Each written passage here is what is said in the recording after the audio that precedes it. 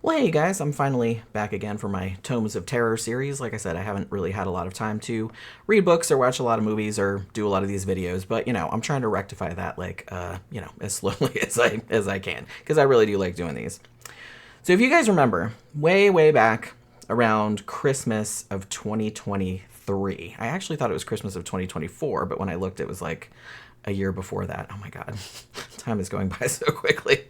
Soon you die. Anyway, so back at Christmas of 2023, I read and reviewed a rather delightful holiday novella called Everything is Temporary by Jon Cohn.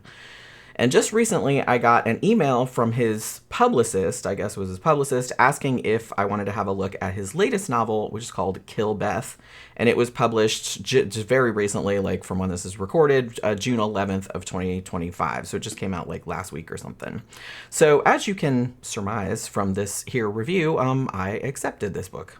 And to be honest, I loved this even more than Everything is Temporary. Because if you remember, I really liked that one. And I'm not just saying that just because I got a free digital copy or anything like that.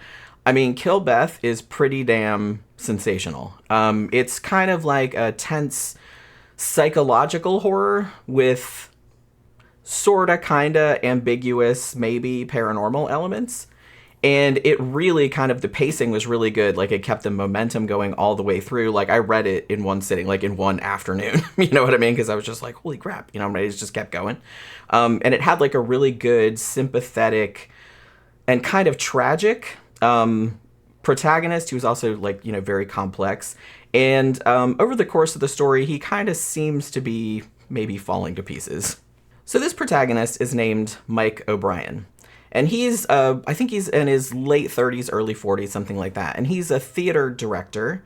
And he has quite a long and successful career, kind of staging productions all over the United States, you're led to assume. Now, he has suffered from OCD for most of his life and is also a recovering alcoholic. At the beginning of the story, he's doing like a remote, like a telehealth session with his therapist, and he's discussing a new work opportunity that he's both excited and pretty anxious about. See, Mike was originally from Seattle, and that's where he directed his first play like 15 years ago. But there was some initially undisclosed tragedy, like you don't find out what it was until later on, that caused him to move away. And it's also implied that it was this tragedy that was kind of the catalyst for his later mental issues. But just recently, his best friend from back then, whose name is Nate, and he never left Seattle, he still lives there. So he contacted him and basically like begged him to come back to Seattle to direct a new play that Nate has written, which is called Wherever You Go. So Nate is insistent that since this play was inspired by their early experiences, like their friendship and stuff, so he thinks that Mike is really the only person that's going to be able to bring it to the stage with the kind of like maybe insight and the passion that he thinks it deserves. Now, Mike is of course very grateful for this opportunity, but he's also, understandably, very nervous about not only returning to his home turf, but also putting on a play in the very same theater, which is called the Burgess, where the previous tragedy occurred. Now, his therapist seems to think that it'll be good for him to face his fears. And for the most part, Mike does seem to agree with his assessment. As at the beginning of the story, you're led to assume that he's kind of getting slowly better, like in small increments. So it's sort of a preparatory exercise, I guess.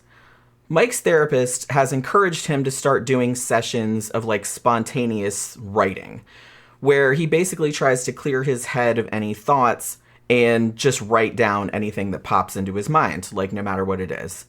Now, these short assignments, by the way, kind of turn up at the start of every new chapter.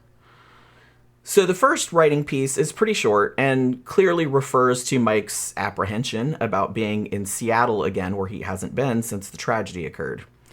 It also rhymes, which initially gives Mike some anxiety because he thought he was supposed to write without thinking, and he's like, well, I thought the rhyming implied that I planned ahead and I didn't. But his therapist is like, don't worry about it. You're a very intelligent, creative person, and your thoughts probably just naturally organize themselves into rhyming patterns, probably because you have OCD. The closing line of his first little poem, though, is a little strange. It reads, There's only one way out, and that's to kill Beth. The problem is, Mike has never known anyone named Beth, or any variation thereof, and has no idea where this admonition to kill her might have come from. Now, his therapist, again, says, it's probably nothing to worry about. It's probably just some unconscious, meaningless nonsense, like, the weird shit that happens in your dreams. So Mike is kind of getting settled in Seattle, and for a little while, the production of the play, Wherever You Go, appears to be progressing pretty nicely. The play is undeniably brilliant. The cast is all gelling together really well, like the rehearsals are going really well. And Mike, who's pretty socially awkward, is kind of even starting to come out of his shell a little bit. Like at one point he goes to this barbecue, like for one of the cast members' birthdays, and it's in the courtyard of this theater-owned apartment complex where they're all staying, while they're working on the play. And he kind of surprises himself by actually having a pretty good time. But then, this is a horror novel after all, very slowly, unsettling events kind of start creeping into his burgeoning happiness, I suppose. Mike's spontaneous writing sessions, for one thing, start getting darker and darker, and sometimes seem to kind of obliquely predict the future, kinda. They also all contain the phrase, kill Beth, in some context or another. Further than that, Mike starts having episodes of missing time, and he kind of also starts drinking again, at first without being entirely aware of it. He also hears what seems to be a family arguing in the apartment next to his, even though no one is supposed to be living in there. And sometimes he sees a shadowed figure peering into his window at night, and this figure is gone when he goes outside to look. So as the preparation for the play goes on, a rather bizarre accident sidelines his leading lady. And so Mike is forced to bring in a replacement with, not much time to spare, obviously.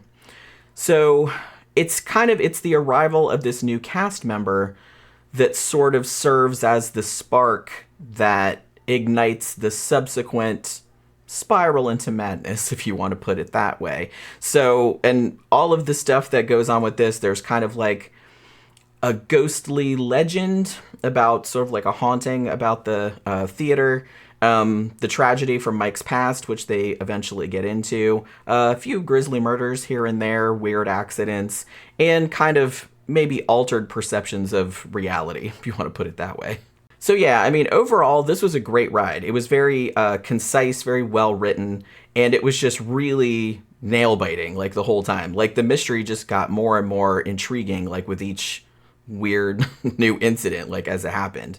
Now, the narrative is undeniably character-focused. We're inside Mike's thoughts the entire time, and we see everything from his perspective, but I think this just makes the story that much more engaging because we're never entirely certain whether Mike is perceiving things as they really are, which is, the cause of a lot of suspense. I also particularly loved the focus on kind of the world of the theater, as the setting for the story. All the background detail about the cast and the production of the play was really interesting on its own and was detailed enough that it just kind of brought some realism and it brought the whole story to life. Jon Cohn's books in general, just from a glance through some of the reviews, they seem to be really well reviewed, well regarded, and it's pretty easy to see why. Even though this is only the second work of his that I've read, I thought it was, pretty fucking dynamite. And it made me want to seek out even more of his stuff. Because at this point, I've read two and they were both fantastic. So I'm definitely going to dig more into his stuff. So I would definitely recommend this if you're into psychological horror, possibly with unreliable narrators. And especially if you're a fan of kind of descent into madness type of stories. So that will do it for this review. Hopefully you guys enjoyed the video. If you did, please remember, share, subscribe, and comment, and I'll see you guys again on the next one. Bye.